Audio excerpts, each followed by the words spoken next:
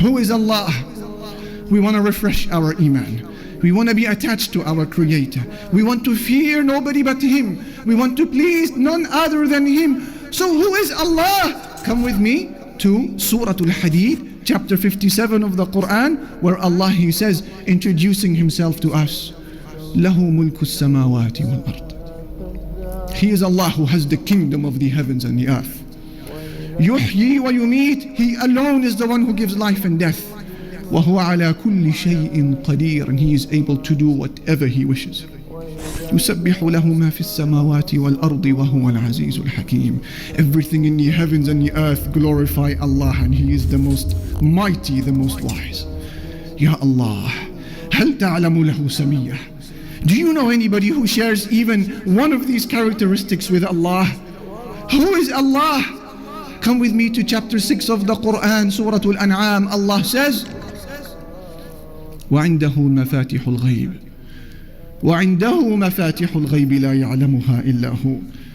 He has the keys to the unseen. No one knows them except Him. ويعلم ما في البر والبحر. And He knows everything that is on land and everything that is within the sea.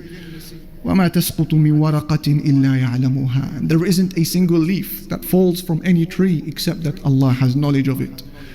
ولا حبة في ظلمات الأرض. And there isn't even a grain within the darknesses of the land.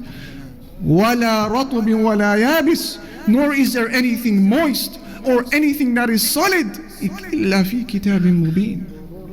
Except that Allah has knowledge of it. It is written within a clear record. La ilaha illallah. We bring to your attention, dear brothers and sisters in Islam, the description of just one of Allah Almighty's creation. He is an angel, the chief of the angels, Angel Jibreel alayhi salatu wassalam. The Messenger sallallahu alayhi wasallam saw him in his true angelic form. Ahmad narrates in his Musnad that Abdullah ibn Mas'ud, the companion, he said, رأى رسول الله صلى الله عليه وسلم جبريل في صورته. رأى رسول الله صلى الله عليه وسلم جبريل على صورته له 600 جناح كل جناح منها قد سد الأفق يسقط من جناحه من التهاويل والدر والياقوت ما الله به عليم. He says the Prophet ﷺ saw Angel Jibreel in his true angelic form, and he had no less than 600 wings, and every one of those wings was huge enough to fill the horizon and cover the skies. One wing spread out covers every cloud, covers every star, covers the sun and the moon, covers every inch of that blue sky that we see. One wing. What then can you make of 600 wings? And if this is the majesty of just one of Allah Almighty's creation, what then can you make of the beauty and the majesty of the Creator Himself? La ilaha illallah. I bring to your attention, dear brothers and sisters, yet a second creation from Allah Almighty. This is the description of one of the angels who are carrying the throne of Allah. Abi Dawood narrates in his Sunan on the authority of Jabir that the Messenger sallallahu alayhi wasallam said, أذن لي أن أحدث عن ملك من ملائكة الله من حملة العرش ما بين شحمة أذنه وعاتقه مسيرة 700 عام. He said عليه الصلاة والسلام, Allah has given me permission to give you, O Muslims, a description of just one of the angels that are carrying the throne of Allah. He said the distance between his earlobe and his shoulder is the distance of 700 years worth of travel. If that is the distance between his ear and his shoulder, a hand span of a distance for us human beings, what then about the size of the rest of this angel? What then about the enormity of the rest of his body? If this is the size of one of the angels who are carrying the throne of Allah, what then about the enormity of the throne of Allah itself? And if this is the size of the throne of Allah, what then about the Lord and the King of that throne? The ni'mah of seeing. Today we've forgotten.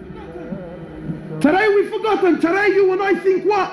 That to see I need a pair of eyes. You're wrong. Because there are millions around the world that have eyes, but they can't see. It is Allah that allows you to see. Today you think to he, I need a pair of ease. You're wrong, because there are millions around the world that have ease. They're stuck on their heads, but they can't hear, my brother. It is Allah that allows you to hear. Today you think to walk, I need a pair of legs. You're wrong. There are millions around the world that have legs, but they can't walk. It is Allah and Allah alone that allows you to walk. Allah, not you. Allah, not you. Allah doesn't need you, my brother. Allah doesn't need me. Allah doesn't need us.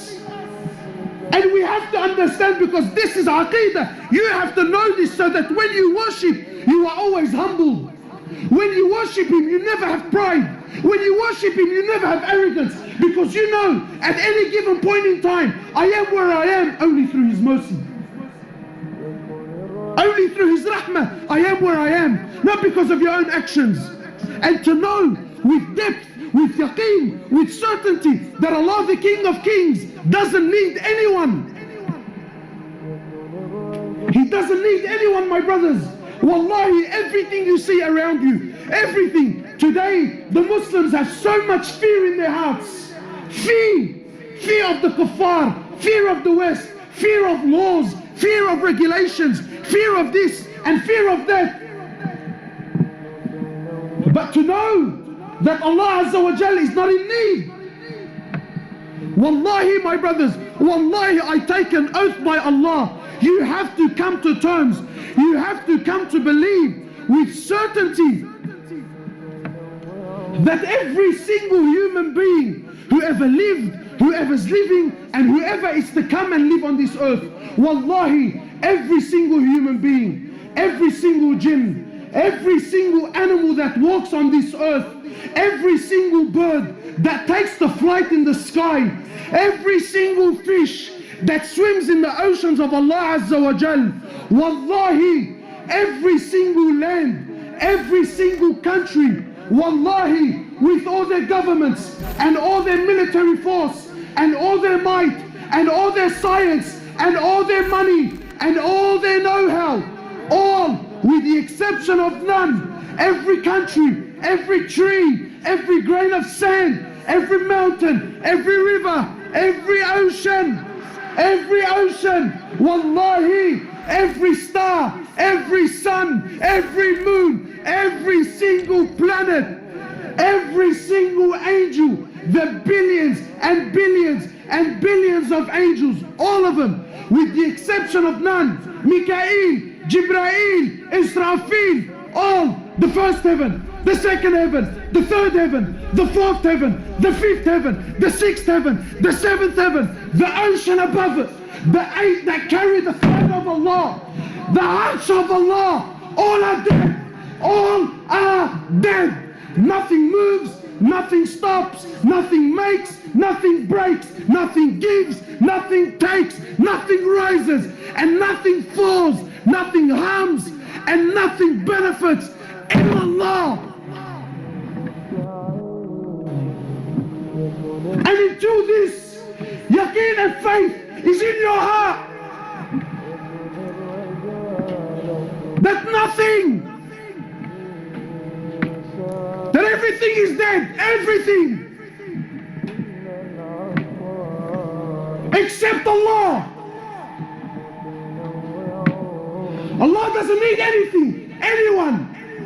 No prophet, no angels, no jinn, no ins. We need Him. He's Al-Hayyul Qayyum. He's the ever-living. So you might say, brother, I'm alive. What's so special about that? I'm living. Yeah, but your living is dependent on His existence. He's the first with no beginning. He's the last with no ending. He is Allah. He is Allah. Al-Malik. He's the King. He's the King.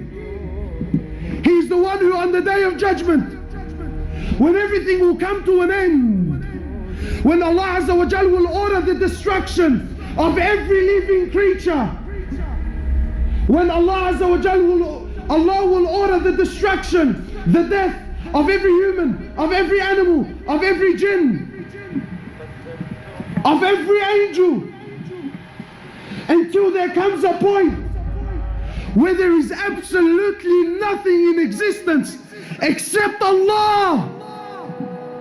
And Allah will call out, أين الملوك? أين أبناء الملوك? Where are those kings? Where are those kings who thought they were kings? Where are the sons of those kings? Allah will call out, where are the tyrants? Where are the gangsters? Where are the boys that thought he was something? Where? أين أبناؤهم? Where are their children? Allah will call, where are they? And then He will ask, لِمَنُ مُلْكُ الْيَوْمِ? To who is the kingdom today? Who?